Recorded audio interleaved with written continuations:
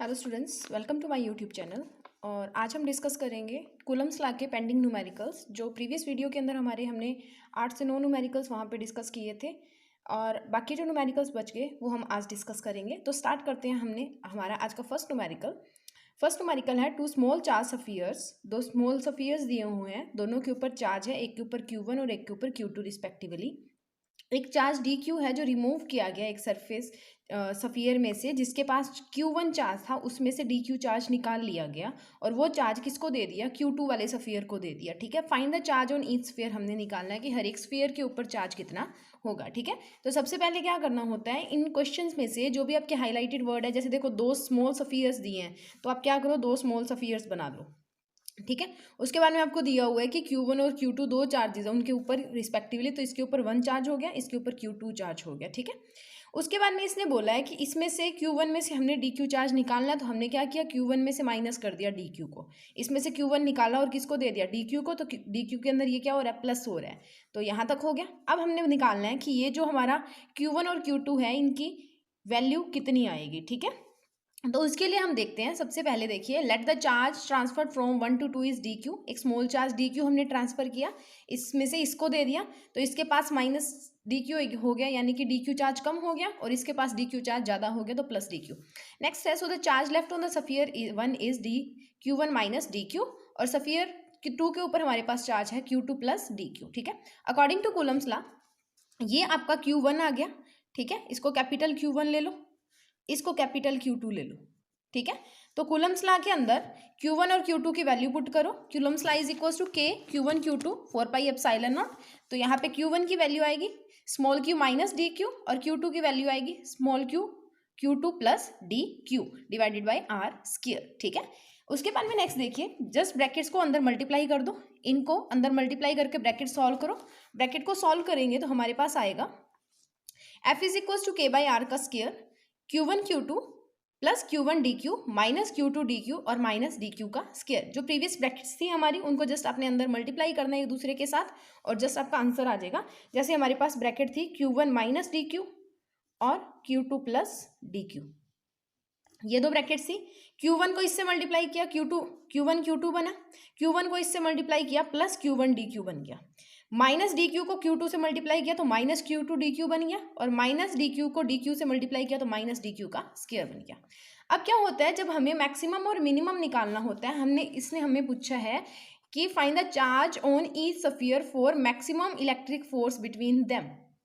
ठीक है, तो हमने क्या करना है, जो इलेक्ट्रिक फोर्स लग रही है उसका मैक्सिमम निकालना है। और मैक्सिमम और मिनिमम की कंडीशन हमने प्रीवियस वीडियो के अंदर भी डिस्कस की थी, अभी भी बता रही हूँ कि मैक्सिमम आपका तब लाई करता है जब first order derivative equal to 0 हो जाता है। ठीक है, फर्स्ट ऑर्डर डेरिवेटिव को हम इक्वल टू 0 रख लेते हैं, तो वहां से हमारे पास जो भी वैल्यू आएगी Q1 Q2 की, वो हमारे पास उसके मैक्सिमम पॉइंट्स होंगे, वो चार्जेस होंगे जो ज़्यादा से ज़्यादा इलेक्ट्रिक फील्ड को प्रोड्यूस करवा सकते हैं। तो कंडीशन फॉर मैक्सिमम क्या होती है, first order derivative of F with respect to Q is equal to 0। ठीक है, यही किया हमने।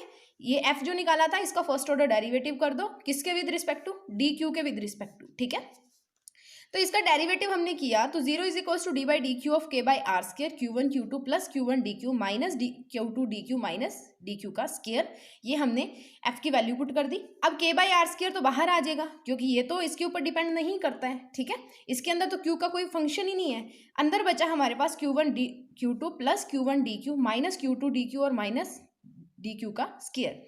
अब इसके बाद में देखो, इसके अंदर DQ की टर्म नहीं है, तो इसका डेरिवेटिव जब हम करेंगे, अब सीधा क्या करना है, सिर्फ डेरिवेटिव को अलग अलग कर दो। पहले डेरिवेटिव होगा इसका, फिर डेरिवेटिव होगा इसका, फिर इसका डेरिवेटिव और फिर इसका डेरिवेटिव, ये किया। अब Q1 और Q2 में DQ नहीं है हमारे पास, ना Q है, तो इसका डेरिवेटिव हो गया 0। यहाँ पे DQ है, 1 है पावर, तो हमारे पास 1 आ जाएगा, तो इसका डेरिवेटिव 1 आया, तो साथ में मल्टीप्लाई हो रहा है Q1, तो Q1 आ गया। अब उसके बाद में -1 अपॉन DQ, Q2 DQ है, यहाँ पे Q2 बाहर आ जाएगा क्योंकि कांस्टेंट हो गया, और DQ का इंटीग्रेशन 1 पावर ही बनेगी। ठीक है, तो 1 आ गया, तो Q2 यहाँ पे आंसर आ गया। -2 DQ का स्क्वायर जो है तो वहाँ पे 2 आगे आ जाता है और 2 DQ हमारा डेरिवेटिव आएगा, तो -2 DQ हमने लिख लिया।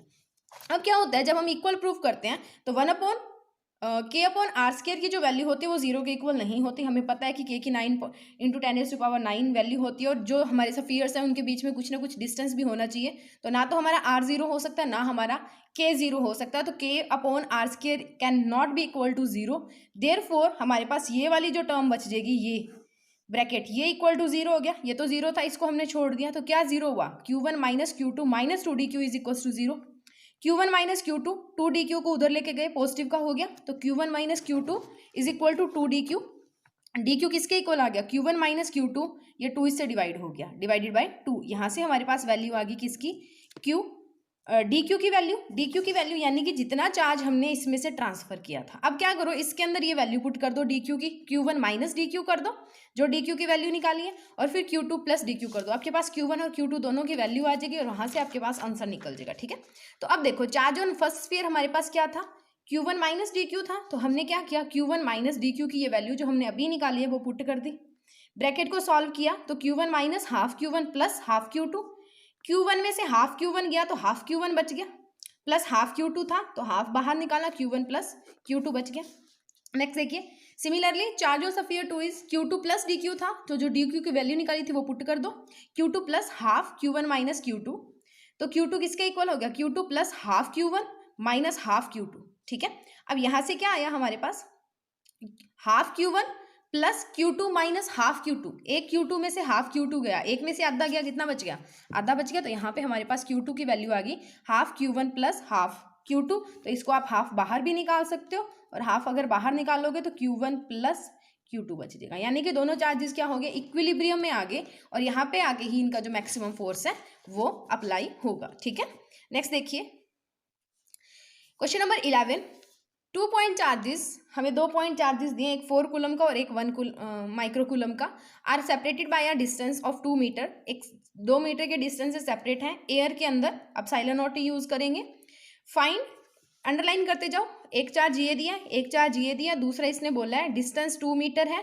उसके बाद में इसने बोला एयर के अंदर है। ठीक है, find the point on the line joining the charges, जो लाइन ज्वाइन करेगी चार्जेस को, उनके बीच में हमने एक पॉइंट निकालना है, eight which the net electric field of the system is zero. वहां पे हमने इक्विलिब्रियम, एक पोजीशन निकालनी है जहां पे वो ये दोनों चार्जेस जो हैं इनके कारण जो फील्ड लग रही है, वो फोर्स लग रही है, वो जीरो हो जाए। ठीक है, तो हम देखिए Q1 हमें दिया हुआ है 4 माइक्रो कूलम, 4 इंटू 10⁻⁶ कूलम, ऐसा ही में कन्वर्ट करेंगे। फिर Q2 हमें दिया 1 माइक्रो कूलम, तो 10 इंटू 10⁻⁶ कूलम हो गया। डी की वैल्यू हमें दी हुई है 2 मीटर, या आर की जो भी। ठीक है, हमने ये ले लिए, दो चार्जेस हमारे हैं ए और बी पॉइंट के ऊपर, Q1 और Q2 दोनों चार्जेस पड़े हैं, यहाँ पे हमारा Q1 पड़ा है, यहाँ पे हमारा Q2 पड़ा है, इन दोनों को ये लाइन ज्वाइन कर रही है। ठीक है, अब दोनों पॉजिटिव चार्ज है तो क्या करेंगे, एक दूसरे को रिपेल करेंगे, ये इसको E1 इसको इधर भेजेगा और E2 इसको अपने से दूर इधर भेजेगा, तो E1 और E2 की डायरेक्शंस आ गई। अब मैं मान लेती हूँ कि इस लाइन के ऊपर कोई P पॉइंट है जहां पे जाके हमारा E जो है वो जीरो है, इलेक्ट्रिक फील्ड जो है, नेट इलेक्ट्रिक फील्ड वो जीरो हो जाता है कहाँ पे, P पॉइंट पे जाके। ठीक है, यहाँ पे जो हमारी E की वैल्यू है वो क्या है, इक्वल टू जीरो है, मान लिया। और ये पॉइंट इससे, यहां से P पॉइंट जो है, A पॉइंट से लेके P पॉइंट की दूरी है हमारे पास R।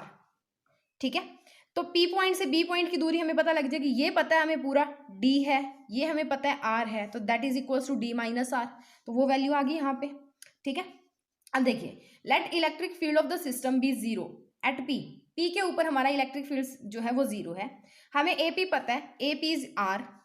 ठीक है, AB is equals to D, और BP या PB is equals to D minus R। ठीक है, अब उसके बाद हमारे पास क्या है, D की वैल्यू हमें 2 दी हुई है, ये 2 मीटर हमें दी हुई है, गिवन है। यहाँ पे D की वैल्यू पुट करेंगे तो P की वैल्यू क्या आ गई, 2 माइनस R आ गई। ठीक है, डन। अब हमने क्या करना है, एट P पॉइंट पे हमारा E1 is equal to E2 हो जाएगा, तभी तो हम क्या करेंगे, E1 माइनस E2 करेंगे तो इनकी वैल्यू, नेट इलेक्ट्रिक फील्ड हमारे पास क्या आएगा, जीरो आएगा। ठीक है, तो इसके लिए हमने ये किया। अब E1 की वैल्यू क्या आएगी, इलेक्ट्रिक फील्ड हमारा होता है Q/4πε0 R स्क्वायर, इससे लिखते हैं इलेक्ट्रिक फील्ड को। या अगर आप को कूलम्स लॉ लगाना है तो आप पहले क्या करो, F निकाल लो और F डिवाइडेड बाय Q कर दो, तो वहां से भी आपके पास इलेक्ट्रिक फील्ड आ जाता है। ठीक है, तो हमारे पास इलेक्ट्रिक फील्ड डायरेक्ट हमने वैल्यू पुट कर दी Q/4πε0 R स्क्वायर। तो फर्स्ट का हम अगर निकालेंगे तो फर्स्ट हमारे पास आएगा Q1 अपॉन 4πε0r², फिर हमारे पास आएगा इक्वल टू Q2 अपॉन 4πε0, और अब इसका P से डिस्टेंस कितना है 2 - r है। यहाँ पे ये जो r है दैट इज AP, और यहाँ पे जो ये r है दैट इज PB या BP, जो भी है। ठीक है, क्लियर हो गया। अब यहाँ पे BP कर लीजिए, क्योंकि फील्ड इधर आ रहा है ना, तो इसको BP कर लो।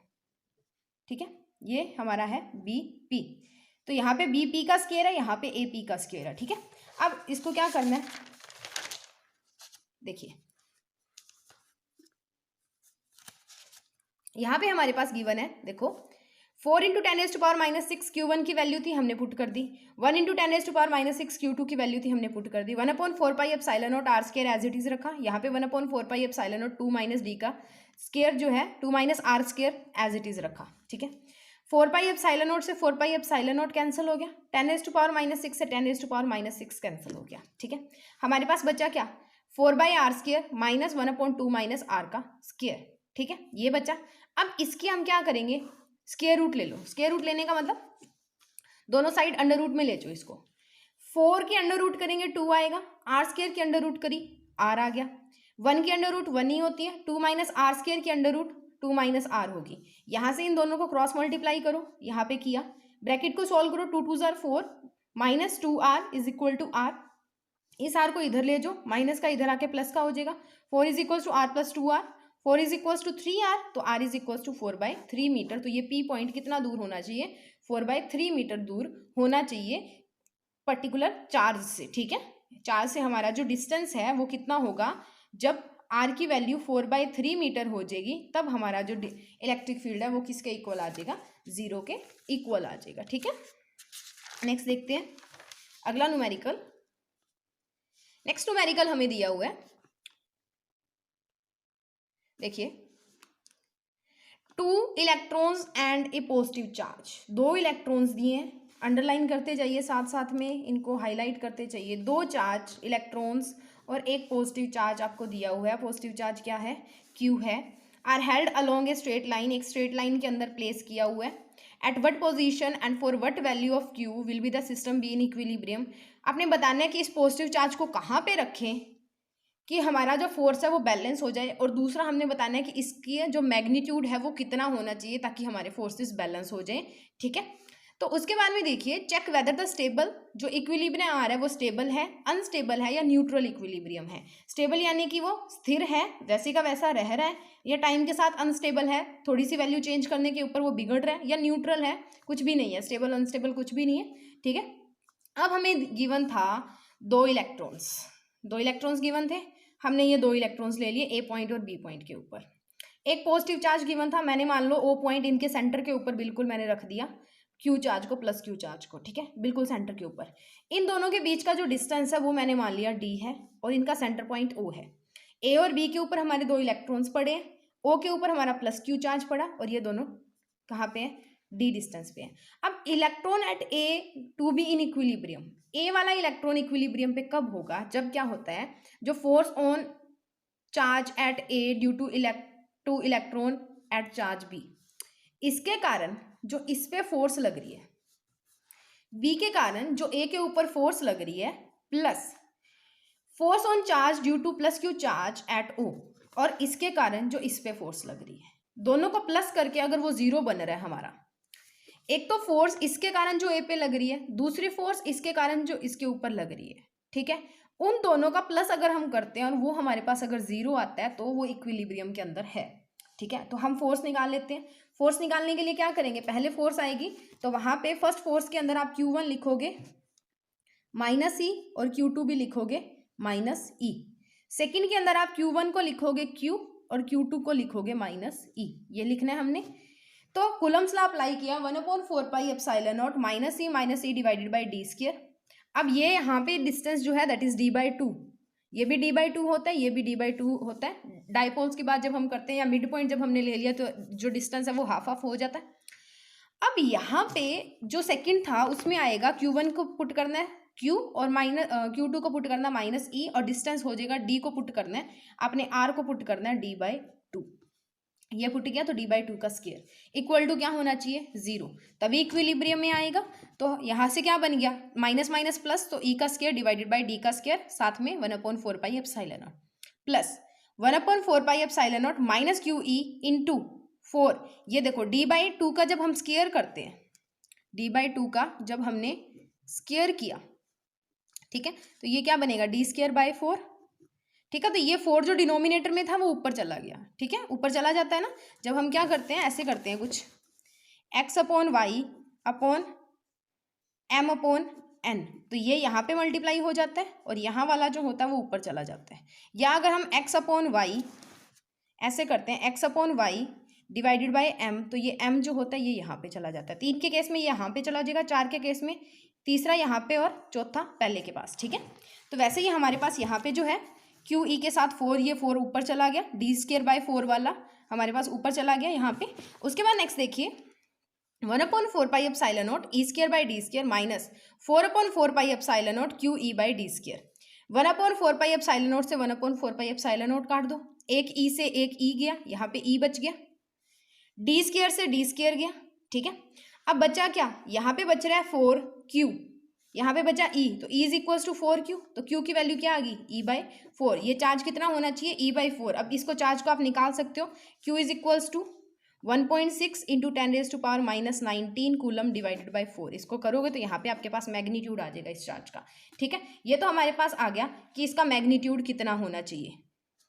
ठीक है, वैल्यू आ गई, फॉरवर्ड वैल्यू। उसके बाद हम निकालेंगे कि ये कहाँ पे होना चाहिए, यानी कि इक्विलिब्रियम कैसा होगा हमारा। इफ द चार्ज है वो ओ पे है, जो ओ पे था उसको हम स्लाइटली टुवार्ड्स ए मूव कर देते हैं। If the charge at O is moved slightly towards A, it would not return to O, ये ओ के ऊपर वापस नहीं आएगा, ऑन इट्स ओन, अपने आप नहीं आएगा, and shall continue to move towards A. अगर ये यहाँ से थोड़ा सा भी हिल के, यहाँ से थोड़ा सा भी हिल के अगर एक बार ए की तरफ चला गया ना, तो ए के फील्ड में ये ज़्यादा आ जाएगा और ए अपनी तरफ इसको खींचना स्टार्ट कर देगा, क्योंकि प्लस माइनस अट्रैक्शन होगी।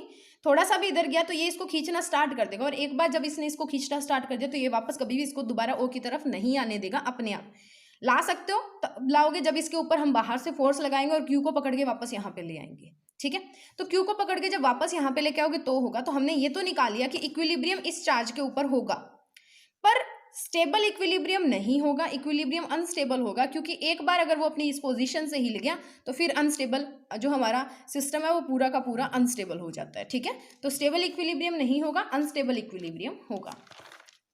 नेक्स्ट वन मूव करते हैं, एग्जाम्पल नंबर 13। एग्जाम्पल नंबर 13 में देखिए, force of attraction between 2 point charges placed at a distance d। 2 point charges हैं, वो किसी ना किसी डिस्टेंस के ऊपर रखे हुए हैं, दैट इज d। तो ये रहा Q1, ये रहा Q2, 2 पॉइंट चार्जेस ले लिए, इनके बीच में डिस्टेंस ले लिया हमने d। ठीक है, बना लिया। अब देखो 2 पॉइंट चार्जेस, ठीक है, प्लेस किए गए हैं, डिस्टेंस कितना दिया हुआ है d। ठीक है, और उनके बीच में जो फोर्स लग रहा है उनके ऊपर, तो वो लग रहा है हमारे पास यहाँ पे फोर्स भी दिया है F।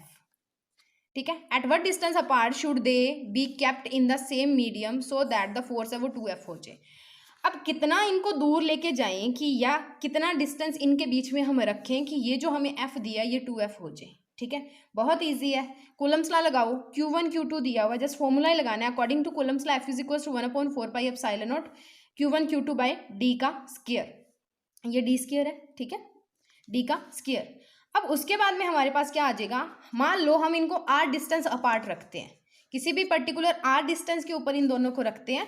मान लो ये Q1 था, ये Q2 था, इन दोनों के बीच में जब डिस्टेंस r हुआ ना, d से डिस्टेंस जब r हुआ तो हमारा फोर्स है वो F से 2F हो गया। ठीक है, तो यही हमने करना है। तो यहाँ पे d की जगह पे जस्ट r पुट कर दो, F की जगह पे 2F पुट कर दो, तो let the charges kept at a distance r apart so such that 2F is equal to 1/4 pi epsilon naught Q1 Q2 divided by r का स्क्वायर। अब हमने क्या करना है, फर्स्ट वाली इक्वेशन को डिवाइड करना है सेकेंड वाली इक्वेशन से, दिस फर्स्ट इक्वेशन को डिवाइड करना है सेकेंड वाली इक्वेशन से 2F वाली से। तो F/2F is equal to 1/4 pi epsilon naught Q1 Q2 divided by d², 1/4 pi epsilon naught Q1 Q2 divided by r का स्क्वायर। रेड वन वाले रेड से रेड कैंसिल हो रहा है, ब्लू से ब्लू कैंसिल हो रहा है, बचेगा क्या F/2F, F से F कैंसिल कर दिया। ठीक है, F/2F किसके इक्वल आ गया, r² d², ठीक है। ये ऊपर जाएगा और ये यहाँ पे जाता होता है, ठीक है। तो d² नीचे आएगा, r² ऊपर आएगा, तो F/2F is equal to r² d²। यहाँ पे f से f हमने क्या किया, कैंसिल कर दिया, तो यहाँ पे बच गया हाफ हमारे पास। तो हाफ r² d² आ गया, दोनों को क्या करो, cross multiply, this becomes 2r² is equal to d², r² is equal to d²/2, r निकालोगे तो अंडर रूट हो जाएगा, अंडर रूट d²/2, r की वैल्यू क्या आएगी, d/√2। तो इस डिस्टेंस पे अगर रखते हो, अगर आपको d की वैल्यू कुछ दी होती है, उसका जब उसको डिवाइड करते हो अंडर रूट 2 से, तो जितना डिस्टेंस आएगा उस डिस्टेंस पे जाके अगर आप चार्जेस को रखते हो तो वहां पे जाके आपका जो फोर्स है वो दुगना हो जाता है, 2F हो जाता है, ठीक है। नेक्स्ट देखते हैं अगला question, question number 14। Two charge particles having charge, दो चार्ज पार्टिकल्स दिए हुए हैं आपको, जिनके ऊपर चार्ज कितना दिया हुआ है, 2.0 × 10⁸ कूलम, इतना चार्ज हमें दिया हुआ है, ठीक है। अंडरलाइन कर लिया, हाईलाइट कर लिया। Are joined by an insulating string, insulating string से इनको ज्वाइन किया हुआ है, इंसुलेटिंग एक धागे से जो कंडक्ट नहीं कर सकता है, ऑफ लेंथ, उसकी लेंथ हमें दी हुई है 1 मीटर, यानी कि distance between charges is 1 metre, and the system is kept on a smooth horizontal table, एक स्मूथ हॉरिजॉन्टल टेबल के ऊपर इसको रखा हुआ है ताकि जो फ्रिक्शन के फोर्सेज हैं वो यहाँ पे नहीं आएंगे। Find the tension in the string, हमने स्ट्रिंग के अंदर टेंशन निकालनी है, ठीक है। तो टेंशन आपको पता है क्या होती है, टेंशन एक तरह की फोर्स ही होती है, टेंशन को हम फोर्स ही बोलते हैं, ठीक है। टेंशन फोर्स होती है। अब उसके बाद में देखिए, हमारे पास दो चार्जेस थे, उनको हमने एक इंसुलेटिंग स्ट्रिंग से जोड़ दिया जिसकी लेंथ कितनी थी, 1 मीटर थी, तो इनके बीच का डिस्टेंस 1 मीटर आ गया। ये दोनों चार्जेस इक्वल थे, Q1 is equal to Q2 is equal to Q, that is 2.0 × 10⁻⁸ coulomb. R हमारे पास 1 मीटर है, ठीक है। टेंशन ऑन द स्ट्रिंग क्या होगा, इक्वल टू होगा repulsive force between the two charges. अब क्या होगा, इस स्ट्रिंग के ऊपर कितना फोर्स लगेगा वो डिपेंड करता है कि ये किस फोर्स से एक दूसरे को रिपेल कर रहे हैं। ये अगर ज़्यादा दूर दूर खींचेंगे एक दूसरे को, ज़्यादा दूर एक दूसरे से दूर जाने की कोशिश करेंगे तो इसके ऊपर फोर्स ज़्यादा लगेगा, इसको ज़्यादा खींच के जाएंगे, ठीक है। जैसे जो रस्सा खींचने वाली गेम होती है, तो उसके ऊपर क्या होता है, रस्सी के ऊपर कितना फोर्स लगेगा वो डिपेंड करते हैं कि दोनों साइड में कितने कितने खिलाड़ी हैं।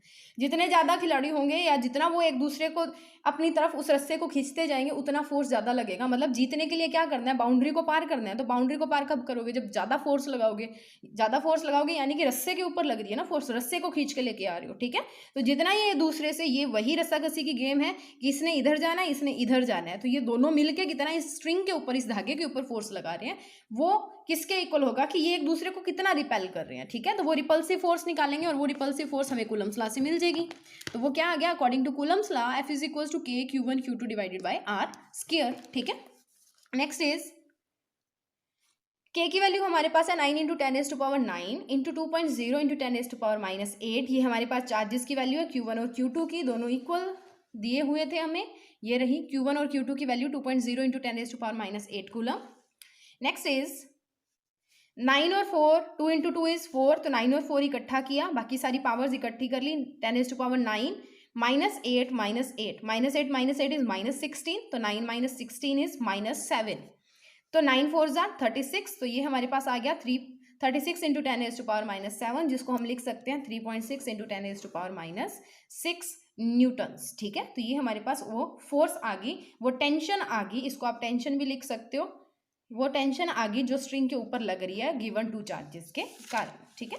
नेक्स्ट देखते हैं, नेक्स्ट हमारे पास है एग्जाम्पल नंबर 15, बड़ी सी एग्जाम्पल है, छोटा करना पड़ेगा, स्क्रीन छोटा करते हैं थोड़ा सा, ठीक है। अब आगे पूरी, अब देखिए, a free pith ball P of 10 gram carries a positive charge of 5 × 10⁻⁻8।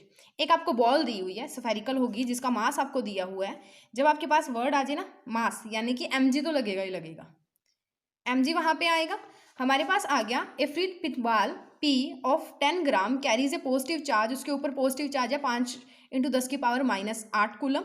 What must be the nature and magnitude of charge that should be given to another pit ball Q? एक और पिट बॉल हमने ली, उसके ऊपर ये वो जो P वाली है उसके विद रिस्पेक्ट टू हम इसको कितना चार्ज दें और किस नेचर का चार्ज दें, ताकि जो 7 सेंटीमीटर के नीचे इससे 7 सेंटीमीटर नीचे रखी हुई है, ठीक है, formula, so that the upper ball is stationary. अब देखो, हमें दो बॉल्स दी हुई थी, पहला हमें गिवन था कि एक P बॉल है, जिसका मास है m that is 10 gram. Q1 हमें दिया हुआ 5 × 10⁻⁸ कूलम। अब हमें पता है कि कोई मास पड़ा तो उसके वेट का फोर्स या उसमें डाउनवर्ड फोर्स लगता है दैट इज mg, और ऊपर की तरफ हमारी रखते हैं नॉर्मल रिएक्शन r। अब क्या हो गया, हमने कोई क्यू बॉल लेनी है, इसको हम कितना चार्ज दें, इस क्यू की वैल्यू कितनी दी है और इसका नेचर क्या हो, ताकि ये क्या कर सके, इस बॉल को फिक्स रख सके, इस ऊपर वाली बॉल को फिक्स्ड रख सके, स्टेशनरी रख सके, मतलब ना तो खींचे इसको ना ज़्यादा रिपेल करे, ये जहाँ पे है वहाँ पे रखे। और इन दोनों के बीच का जो डिस्टेंस होता है 7 सेंटीमीटर, यानी कि इससे 7 सेंटीमीटर दूरी पे एक क्यू बॉल पड़ी है, उसको कितना चार्ज देना है, किस नेचर का देना है, ताकि ये मूव ना करे, फिक्स रहे। ठीक है, तो पहले गिवन लिख लेते हैं। गिवन हमारे पास है Q1 is equal to 5 × 10⁻⁸ coulomb, और R हमें 7 सेंटीमीटर दिया है, हमने SI के अंदर कन्वर्ट किया 7 × 10⁻⁻2 मीटर। ठीक है, नेक्स्ट वन इज मास हमें दिया हुआ 10 ग्राम, इसको SI के अंदर कन्वर्ट करेंगे तो 10 × 10⁻³ kg। यहाँ पे 10 की पावर 1 थी तो 1 - 3 इज -2, तो ये बन गया हमारे पास m is equal to 10⁻⁻2 kg। ठीक है, अब हम बोल देते हैं कि Q जो है उसके पास पॉजिटिव चार्ज है, लेट ले लेते हैं, so that force of repulsion balance करेगा P को। ये चीज हमने एज्यूम कर ली, लेट कर ली। ठीक है, तो when the ball is stationary, जब बॉल स्टेशनरी है तो उसके ऊपर दो फोर्सेस लगेंगे, एक तो ड्यू टू उसके मास के कारण that is F is equal to mg, gravity जो लग रही है उसको डाउनवर्ड जो लेके आई एक वो फोर्स। उसके उल्टा हम लगाएंगे कौन सा, electrostatic force that is 1/4πε0 Q1 Q2 divided by r²। ठीक है, ताकि ये इसको बैलेंस कर सके। ठीक है, इसको बैलेंस करने के लिए हम क्या करेंगे, इन दोनों को इक्वल रखेंगे, Fg जो होगा वो Fe के इक्वल रखना पड़ेगा हमें, तो हमने Fg और Fe को क्या कर लिया, एक दूसरे के इक्वल रख लिया, तभी तो इक्विलिब्रियम आएगा, तभी तो बॉल स्टेशनरी रहेगी। तो mg is equal to 1/4πε0 Q1 Q2 divided by r²। m हमें दिया हुआ 10⁻² kg ग्राम, जब हमने किया था ये कन्वर्ट करके 10⁻² kg। उसके बाद में हमें दिया हुआ है ग्रेविटी होती है 9 point, acceleration due to gravity is 9.8, constant value 1/4πε0 is 9 × 10⁻9। एक चार्ज हमें दिया हुआ है 5 × 10⁻8, जो पी बॉल का चार्ज था वो हमें गिवन है 5 × 10⁻8, एंड Q2 हमने निकालना है। आर की वैल्यू हमें दिया हुआ है कि 7 सेंटीमीटर एक दूसरे से दूर होनी चाहिए, तो आर की वैल्यू हम नीचे निकाल के हैं that R is equal to 7 × 10⁻2 metre, तो हमने आर की वैल्यू भी यहाँ पे क्या कर दी, पुट कर दी। ठीक है, ये बन गया 9.8 × 10⁻2, 9 को 5 से मल्टीप्लाई किया 45। ठीक है, अब 7 का स्केयर करोगे 49, इन दोनों पावर्स को इकट्ठा किया 9 - 8 इज, ठीक है, और ये 10⁻2 इंटू 2 करोगे तो 10⁻4, और Q2 हमारा एज इट इज। नेक्स्ट देखते हैं अगले स्टेप के अंदर, 10 की पावर्स को इकट्ठा कर लो, 9.8 × 10⁻2, 45 × 10 की पावर 1 बची थी ना, 9 - 8 हुआ था पिछले स्टेप में, तो 1 बच रही थी वहाँ से, और नीचे हमारे पास 10⁻4 थी, वो ऊपर जाएगी तो +4 होगी, तो 10⁻4 Q2, और नीचे बच गया 49।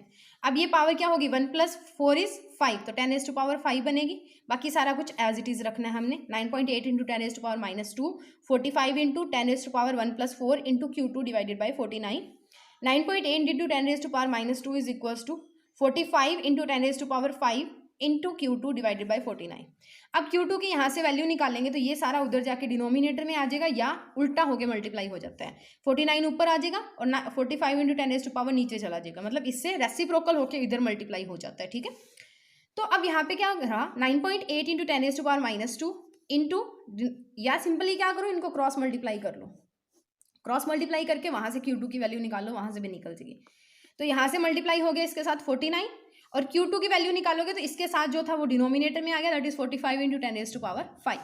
नेक्स्ट वन देखिए Q2 क्या होगा, 9.8 को 49 से मल्टीप्लाई करेंगे, ये 10⁻5 ऊपर जाएगी तो ऊपर जाके ये 10⁻5 हो जाएगी। ठीक है, तो 5 - 2 - 5 इज -7, तो 9.8 × 49 × 10⁻7 डिवाइडेड बाई 45।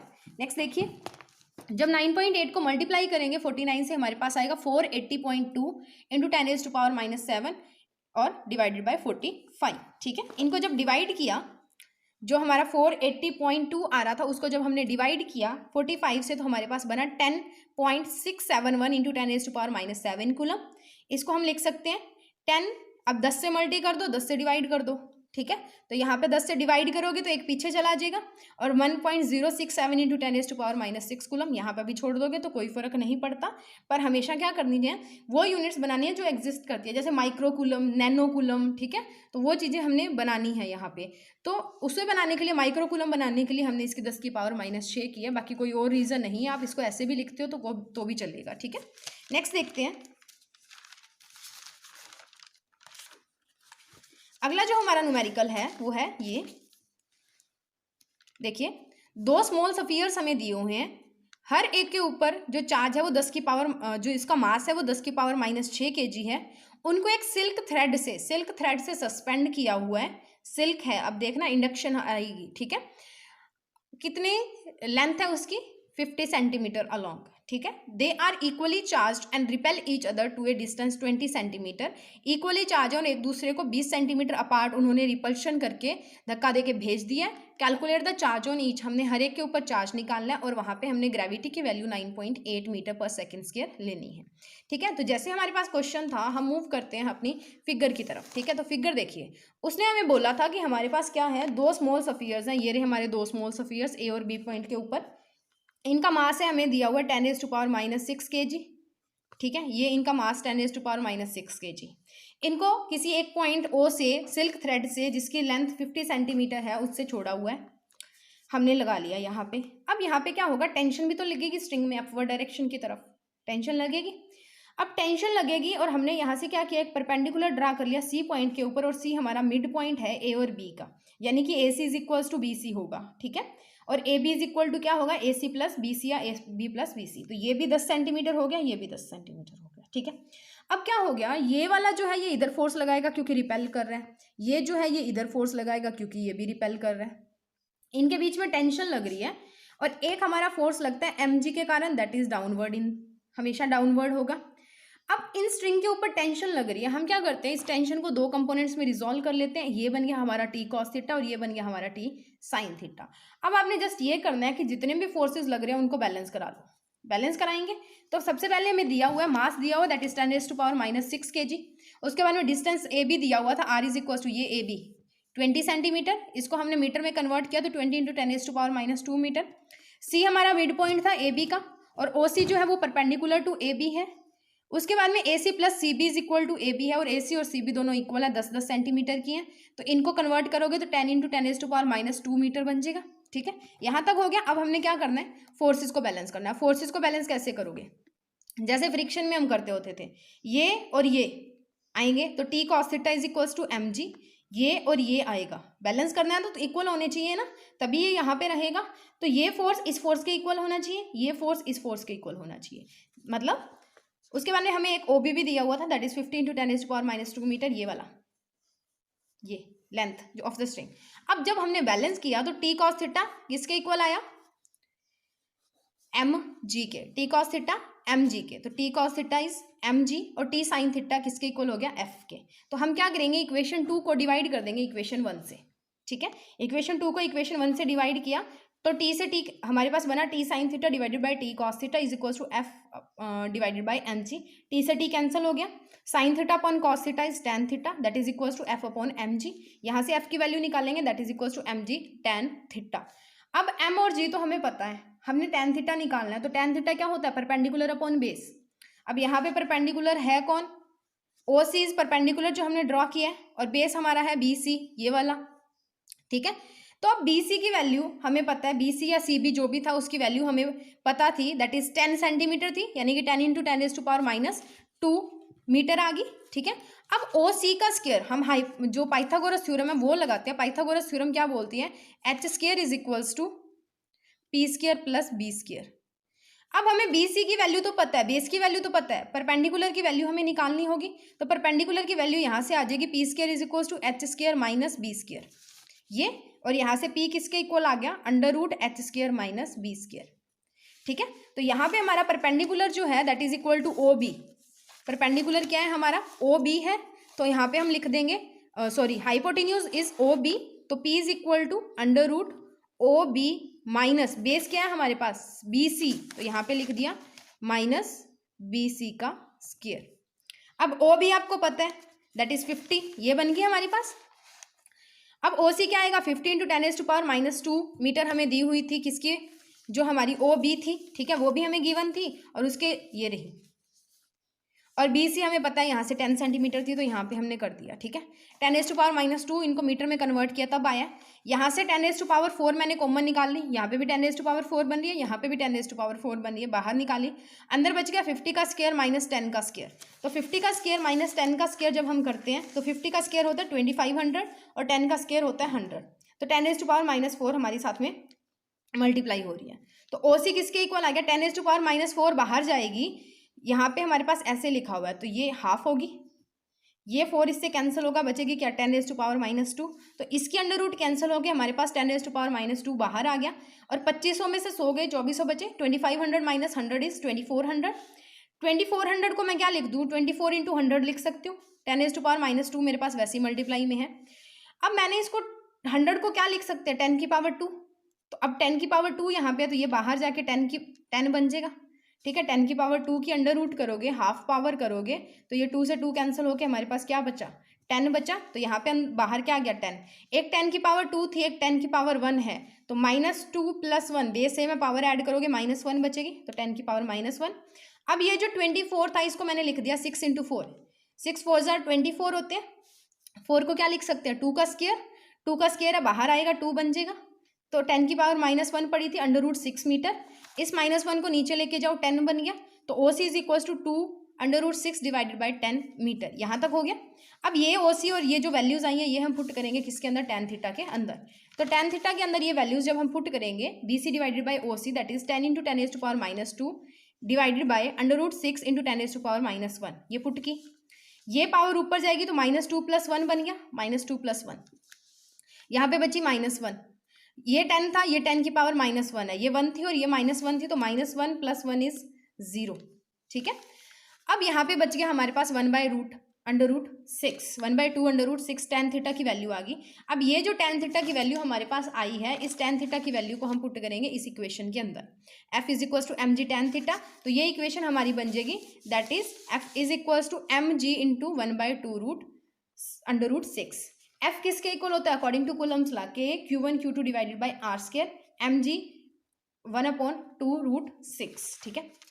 k की वैल्यू 9 इंटू 10⁻9 होती है, इंटू क्यू स्क्वायर दिया हुआ है, और 20 इंटू 10⁻2 का होल स्क्वायर। उसके बाद में 10⁻6 हमें दी हुई थी, इस 2 से मैं 9.8 को काटूँ तो 4.9 बचा, अंडर रूट 6 हमारी एज इट इज यहाँ पे आ रही है, ठीक है। उसके बाद हमारे पास है, यहाँ पे पहुंच गए, क्यू की वैल्यू निकालेंगे। क्यू की वैल्यू निकालने के लिए हम क्या करेंगे, ये वाली जो सारी इक्वेशन है इसको रेसिप्रोकल करके उल्टा करके इधर मल्टीप्लाई कर देंगे, ठीक है। इधर मल्टीप्लाई कर दिया, क्यू की वैल्यू निकाल ली, 10⁻⁻6 इंटू 4.9 इंटू 400, 20 का स्क्वायर 400 हो गया, ठीक है। उसके बाद 9 अंडर रूट 6 था, 9 इंटू 10⁻, जो भी था वो 9 जो है इसके साथ आके मल्टीप्लाई हो गया। उसके बाद में 10 की पावर हमारे पास कितनी बच रही है, 13 बच रही है, ठीक है।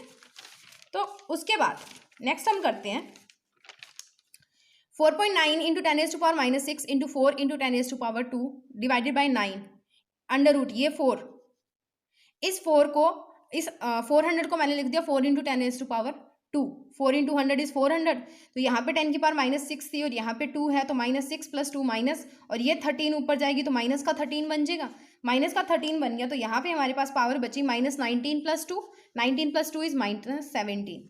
अब उसके साथ हमने क्या किया, 4.9 को मल्टीप्लाई किया अंडर रूट 19.6 से डिवाइडेड बाई 9√6, 4.9 को 4 से मल्टीप्लाई किया। उसके बाद में हमने क्या करना है, 4.9 को मल्टीप्लाई करना है 4 से, आंसर आएगा 19.6 डिवाइडेड बाई 9 अंडर रूट 6, ठीक है। अब उसके बाद में Q square is equals to, ये पावर हमने चेंज कर ली -17, अब अंडर रूट 6 की वैल्यू होती है 2.449, 9 से मल्टीप्लाई करेंगे हमारे पास बनेगा 24.01। अब इस 19.6 को डिवाइड करेंगे 24.01 से, तो हमारे पास आंसर आता है 0.889 इंटू 10⁻⁻17। इसको क्या करें हम, 10 से मल्टी कर लें, 10 से डिवाइड कर लें, 10 से मल्टी और 10 से डिवाइड करेंगे तो हमारे पास क्या बनेगा, ये बनेगा Q square is equals to 8.89 into 10⁻17 divided by 10। 10 से मल्टीप्लाई किया तो एक आगे चला गया, ये 10⁻1 ऊपर जाके माइनस की 1 होगी तो 10⁻−18 बन गया, -17 -1 इज -18। अब क्यू की वैल्यू निकालनी है, इसका अंडर रूट करो, अंडर रूट ऑफ 8.89 इंटू 10⁻−18, जब अंडर रूट करोगे तो आंसर आएगा 2.91 इंटू 10⁻9 कूलम, और ये हमारा है आंसर, इतना चार्ज हमें चाहिए। ठीक है, तो ये यहाँ पे हमारे आज के न्यूमेरिकल्स जो हैं वो खत्म हो गए और कंप्लीट हमने कर लिया। कूलम्स लॉ के और क्वांटाइजेशन के न्यूमेरिकल्स यहाँ पे ओवर होते हैं। ठीक है, और ये जो आपका पावर 13 बन रहा था, ये पावर 13 भी मैं आपको बता देती हूँ कि कैसे बना है। हमने क्या किया था, ये बनाया था। ठीक है, ये 13 पावर कहाँ से आया था, 9 इंटू 10⁻9 यहाँ पे पड़ा था, और नीचे हमारे पास था 20 का स्क्वायर, 20 का स्क्वायर इज 400 और 10⁻⁻4। ठीक है, ये बना था। साथ में हमारे पास था Q2, ये किसके इक्वल आ रहा था, 10⁻6 इंटू 4.9 डिवाइडेड बाई √6, इसके इक्वल आ रहा था। अब इस पावर को उठा के ऊपर ले जाओ तो 9 इंटू 10⁻9 ऊपर जाके प्लस के 4 तो +4 इंटू Q2 डिवाइडेड बाई 400 हो गया। अब ये नोर 4 कितनी होगी, 13 होगी ना पावर, तो ये क्या बन गया 9 into 10⁻13 into Q2 divided by 400 which is equals to 10⁻6 into 4.9 divided by √6। ठीक है, ये -13 जो प्लस का 13 आपकी पावर बन रही थी यहाँ पे, ये इसी वजह से आई हुई है। ठीक है, इसको सॉल्व करके देख लेना, इस एक्सप्रेशन को जब मल्टीप्लाई करके सॉल्व करोगे तो आपके पास 13 पावर बनेगी। ठीक है, तो इसी के साथ हमारे आज इलेक्ट्रोस्टैटिक्स के न्यूमेरिकल खत्म होते हैं, किसके, क्वांटाइजेशन और कूलम्स लॉ के। लास्ट हमारे पास बचते हैं सुपरपोजिशन प्रिंसिपल के, जो हम नेक्स्ट वीडियो के अंदर करेंगे।